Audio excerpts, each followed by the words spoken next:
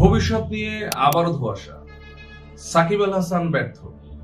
গত 21 ডিসেম্বর চেন্নাইয়ের দেওয়া বোলিং অ্যাকশন পরীক্ষায় সাকিব আল হাসান আবারও ব্যর্থ হয়েছেন বলে জানা গিয়েছে। দিন দুয়েক আগে অনানুষ্ঠানিকভাবে সেই ফলাফল জেনেছে বিসিবিও। বিস্তারিত থাকছে ফাহিম হাওলাদারের রিপোর্ট।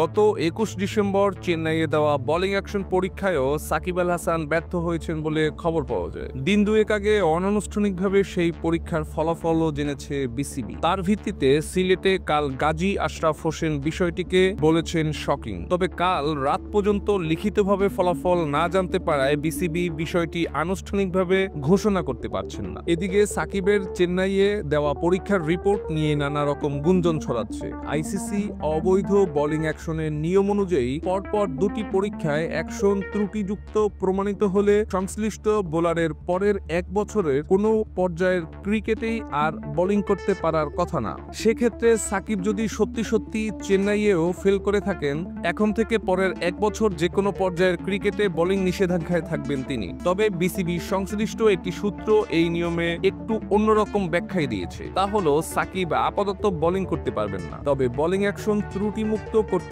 কাজ চালিয়ে যেতে পারবেন। তাতে যে মুহূর্তে তার মনে হবে অ্যাকশনে আর কোনো সমস্যা নেই, তিনি তখন আইসিসি অনুমোদিত কোনো সেন্টারে অ্যাকশনের পরীক্ষা দিতে পারবেন। কিন্তু তাতেও যদি অ্যাকশনের ত্রুটি ধরা পড়ে, তাহলে পরের এক বছর তো নয়ই, ওই সময়ের মধ্যে অ্যাকশন শোধরানোর পরীক্ষাও আর দিতে পারবেন না। Mehedi Hasan Anim, search BD news.